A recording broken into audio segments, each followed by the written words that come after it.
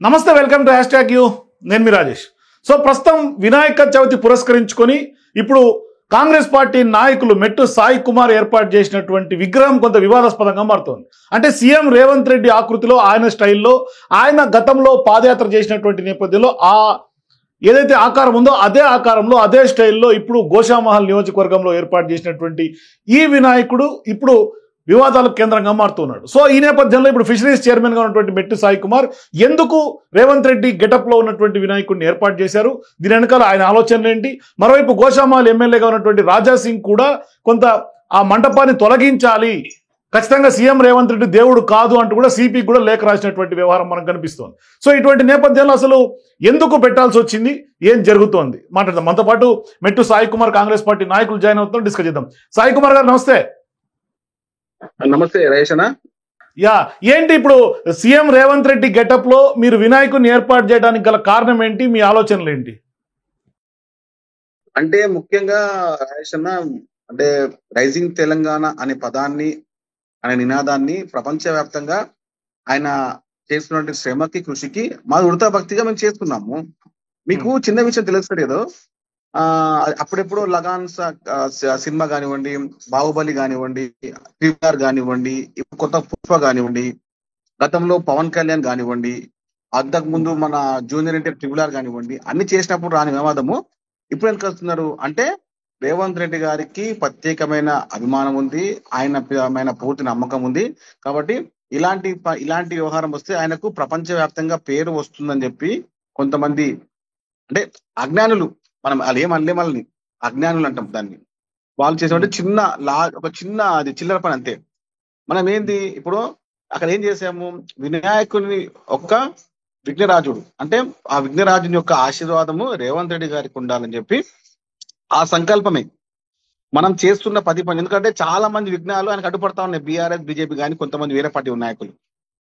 ఆ విఘ్నాలు తొలగిపోవాలి, తెలంగాణ మొత్తం సస్యశ్యామం కావాలి, ప్రపంచ వ్యాప్తంగా తెలంగాణ పేరు, తెలంగాణ రైజింగ్ ని వినిపించే విధంగా ఆయనకు పూర్తి ఆరోగ్యం ఇవ్వాలి, పూర్తి మేధస్సు ఇవ్వాలి, ఆయనకు మంచిగా ఆయనకు సహకరించాలి ఆయన ప్రకృతి అని చెప్పి మా అంటే ఇప్పుడు దేవుడు అనే వ్యవహారంకి మేము చాలా దగ్గర.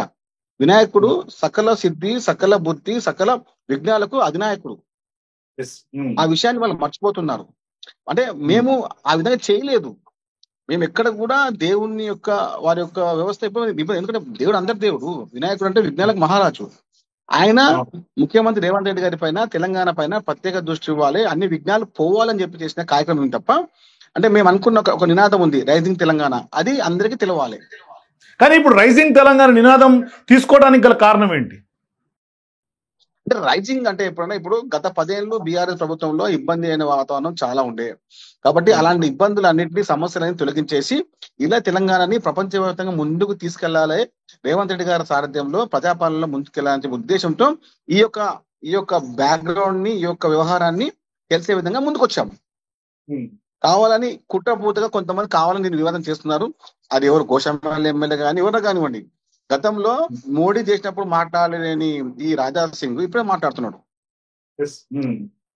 గోషామహల్ ఎమ్మెల్యే అంటున్నారు, మీరు అంటే రాజా సింగ్ గురించి మాకు తెలుసు కదంతా.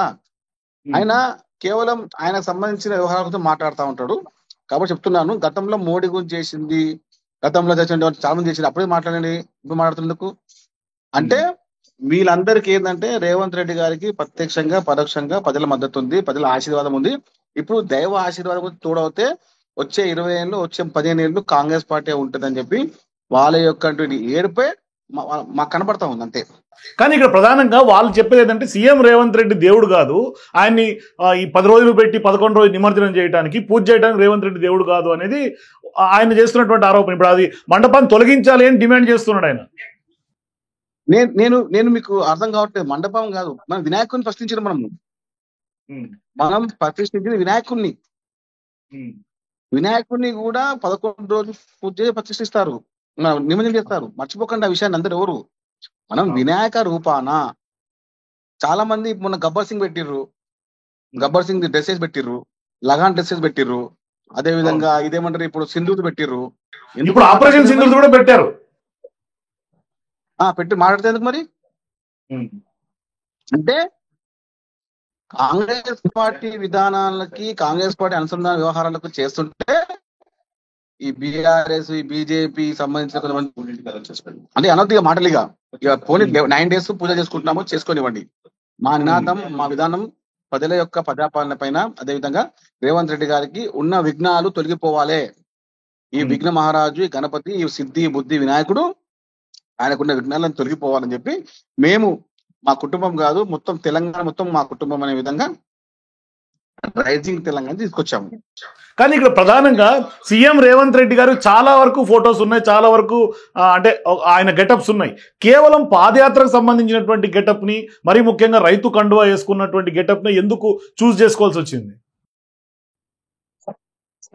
అంటే ఇప్పుడు అంటే మనం చాలా చాలా సినిమాలలో మనం చూస్తూ ఉంటాము, కొంతమందికి కొన్ని విధాలుగా నచ్చుతా ఉంటాడు. అదేవిధంగా రేవంత్ రెడ్డి గారు ప్రత్యేకంగా ప్రతి ఒక్కరు ఇదే ఫోటో చూస్ చేసుకున్నారు. అంటే చాలా బ్యానర్లు కానివ్వండి, అంటే స్పష్టంగా సీఎం గారు టాప్ టు బాటం కనబడతారు ఇందులో. అంటే కింది వేరుక నుంచి పై ఎంటుక దాకా కనపడే అద్భుతమైన విజువల్. అదే విధంగా పాదయాత్ర చేసిన సమయంలో అందరు ఆశీర్వాదం వచ్చే సమయం అది. కాబట్టి దాని వ్యవహారాన్ని స్పష్టంగా తెలిసే విధంగా, స్పష్టంగా అందరికి గుర్తుంచే విధంగా, ఎవరు మర్చిపోలే విధంగా అది చాలా పెద్ద ఫోటో అది. దాన్ని మేము ఎంచుకున్నాము. కానీ ఇప్పుడు మీరు ఈ విగ్రహం నెలకొల్పిన తర్వాత పెద్ద ఎత్తున సంచలనమైంది, జాతీయ స్థాయిలో చర్చ జరుగుతోంది. మరోవైపు ఇప్పుడు ఈ అంశంలో బీఆర్ఎస్ పార్టీ ఇప్పుడు సోషల్ మీడియాలో ఏం ట్రోల్ చేస్తుందంటే, వినాయక నిమజ్జనం ఏ విధంగా అయితే చేస్తారో ఇప్పుడు రేవంత్ రెడ్డి గారి విగ్రహం మీరు పెట్టినందుకు ఆయన్ని కూడా రియల్ గానే నిమజ్జనం చేస్తే తెలంగాణకు పట్టినటువంటి అంత పోతుంది అని వాళ్ళు సోషల్ మీడియాలో ట్రోల్ చేస్తుంది. దాన్ని మీరు ఎట్లా చూస్తారు ఇప్పుడు విగ్రహ వ్యవస్థాపకులుగా? ఇప్పుడు 90% మనల్ని అభిమానిస్తే 10% మనల్ని వ్యతిరేకిస్తారు, అది కామనే. రేవంత్ రెడ్డి గారికి 99% అభిమానులు, ఎవరో ఒక 1% కొంచెం వ్యతిరేకిస్తారు. దానికి కూడా ఏం చింతించే అవసరం లేదు. మేమేమంటున్నాము, వినాయకుని యొక్క ప్రతిమ పెట్టాము, వినాయకుని యొక్క ప్రతిమ పెట్టాము, మేము గర్వపడుతున్నాము. ఒక రైతు కుటుంబం సంబంధించిన వినాయకుని పెట్టాము. ఒక ముఖ్యమంత్రి గారి యొక్క విఘ్నాలు తొలగిపోయే విధంగా వినాయకుని పెట్టాము.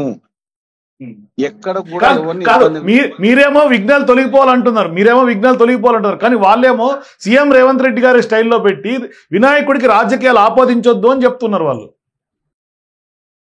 సార్ ఇప్పుడు పచ్చ కామలంతా పచ్చ కనబడుతుంది కాబట్టి వాళ్ళ గురించి మాట్లాడడం కన్నా ఈ 11 రోజులు 9 రోజులు వినాయకుని పూజల్లో ఏ విధంగా మనం ముందుకెళ్ళాలి, మనకు రాష్ట్రానికి పట్టిన ఏ విధంగా 10 ఏళ్లకే అది ఎట్లా వెళ్ళిపోయింది, ఈ 18 నెలలు ఎట్లా వచ్చింది, ఏ విధంగా ముందుకెళ్ళాలి, భవిష్యత్తు నిర్మాణం ఏ విధంగా ఉండాలని చెప్పి ఆయన రైజింగ్ నంబర్ 1 పెట్టుకున్నారు, తెలంగాణ నంబర్ పెట్టారు.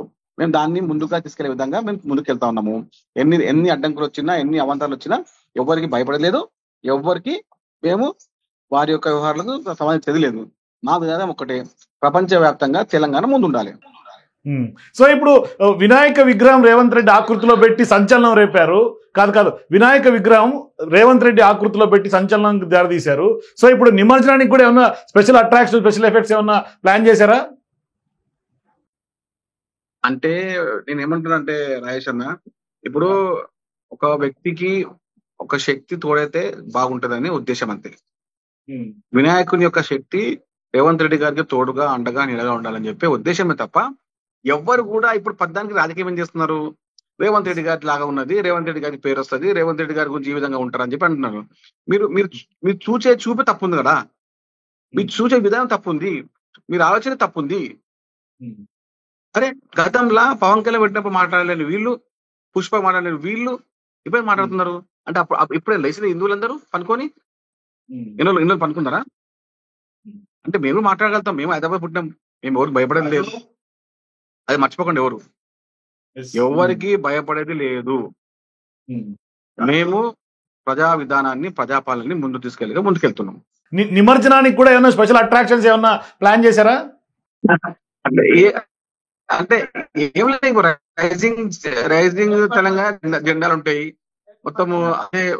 మొత్తం బాగుంటది, చాలా చాలా బాగుంటది, ఊరేగింపు చాలా బాగుంటది. థ్యాంక్ యూ మెట్టు సాయి గారు. సో ఖచ్చితంగా మెట్టు సాయి కుమార్ చెప్తుంది, క్లియర్ గా చెప్తున్నాడు. రైజింగ్ తెలంగాణ నినాదంతో ఆ థీమ్ తో మేము పెట్టాం. ప్రపంచంలో తెలంగాణ నెంబర్ 1 గా ఉండాలి అన్నది మాత్రమే ఆకాంక్షిస్తున్నారు.